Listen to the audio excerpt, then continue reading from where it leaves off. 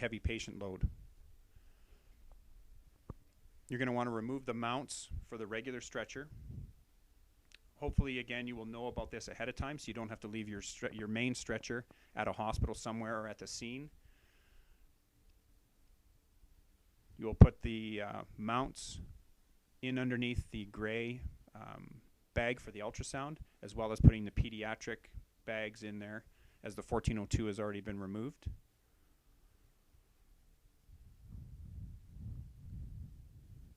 Again, the pediatric bag and the physician kit could potentially get put underneath the 3/4 seat as well. You're going to need to grab the heavy patient straps out of the number 1 clamshell door. In this bag, there are 2 sets of straps, 2 short straps and 2 long straps that have a buckle.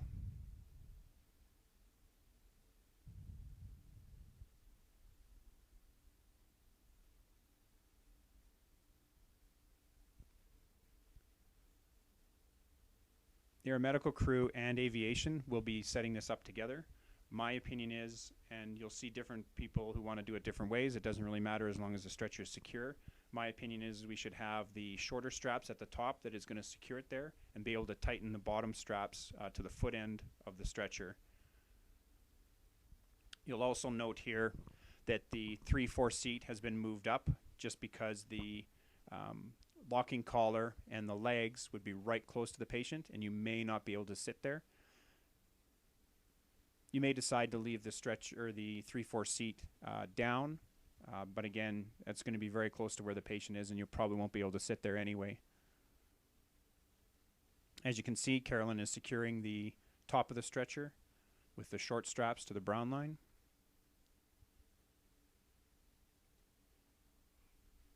Sometimes you may need to wrap it around more than once in order to make sure that it's tight and secure up at the top.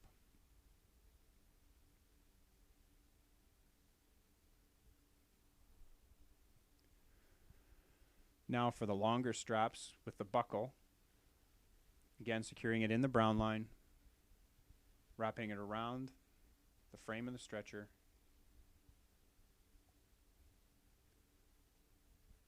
and then tightening up the buckle.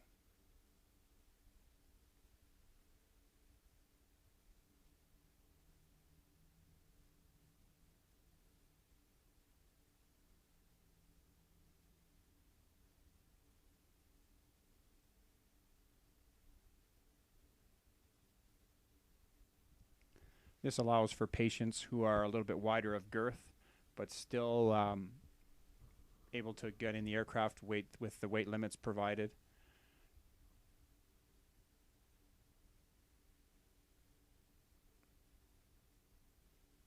Again, these patients are going to have to be fairly stable. You can lift them up into a semi-Fowler's in this position, but the access to their airway and to their head and to their side of the patient with medications running, IVs, that sort of thing, is going to be quite difficult.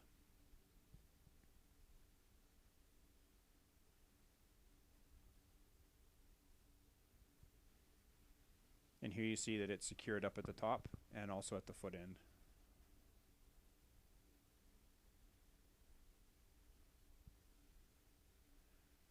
If you needed to ventilate this patient, this is somewhat what it would look like with the patient's head there.